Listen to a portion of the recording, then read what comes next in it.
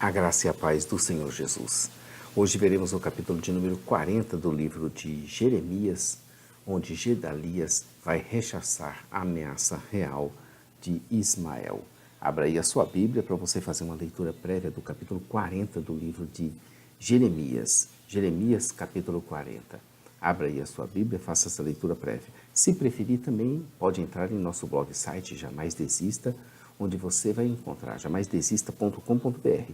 Você vai encontrar a parte escrita dessa narrativa que vai auxiliar a compreender melhor, além desse vídeo e do áudio.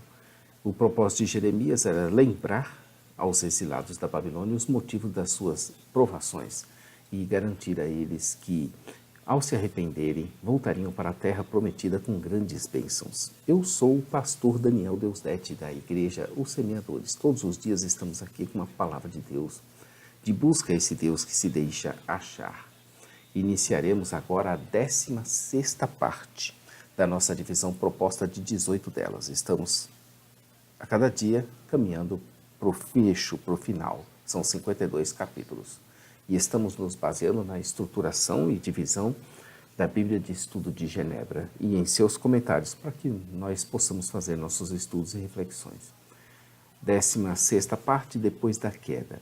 Desde este capítulo 40 até o capítulo 45, estaremos vendo uma sequência de acontecimentos importantes que ocorreram depois da queda de Jerusalém, onde 3 temas são focalizados de maneira específica e os usaremos como nossa divisão proposta.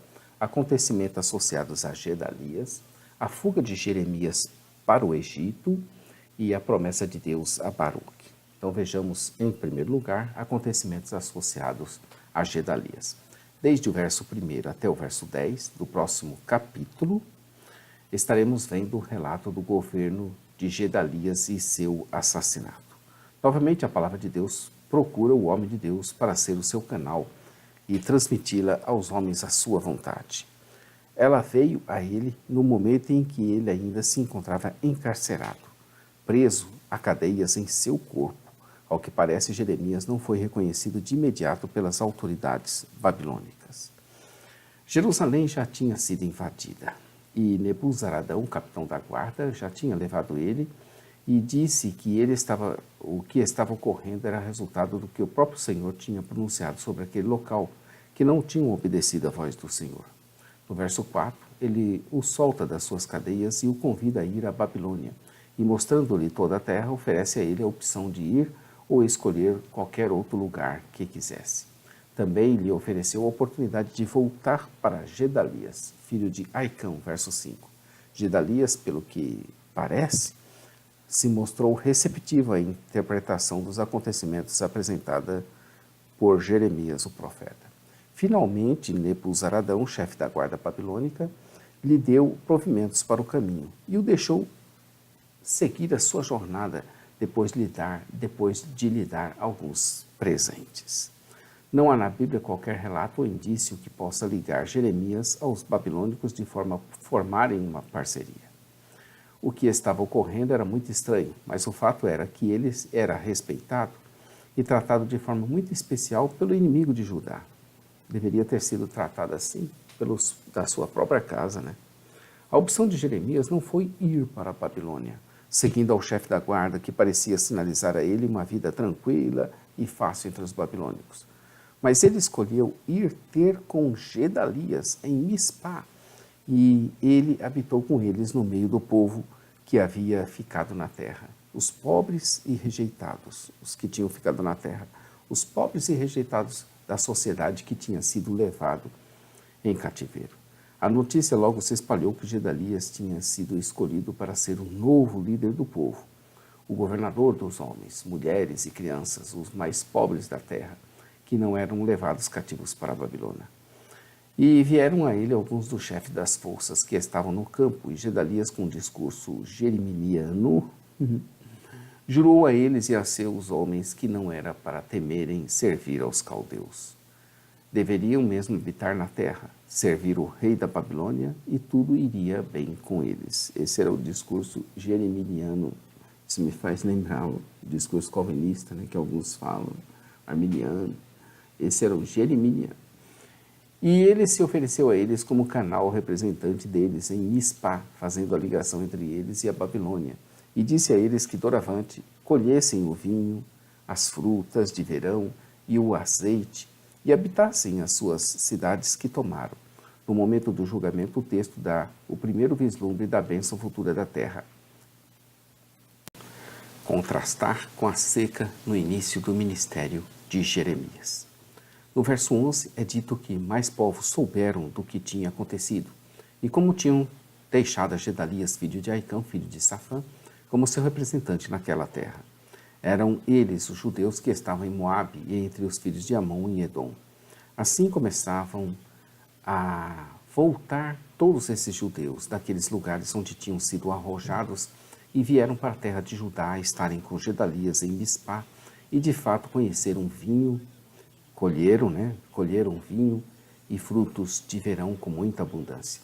Gedalias fora avisado tempestivamente de uma tentativa de assassinato dele por parte de Baales, rei dos filhos de Amon, que tinha enviado a Ismael para executar o serviço. No entanto, lamentavelmente, Gedalias não lhes deu ouvidos.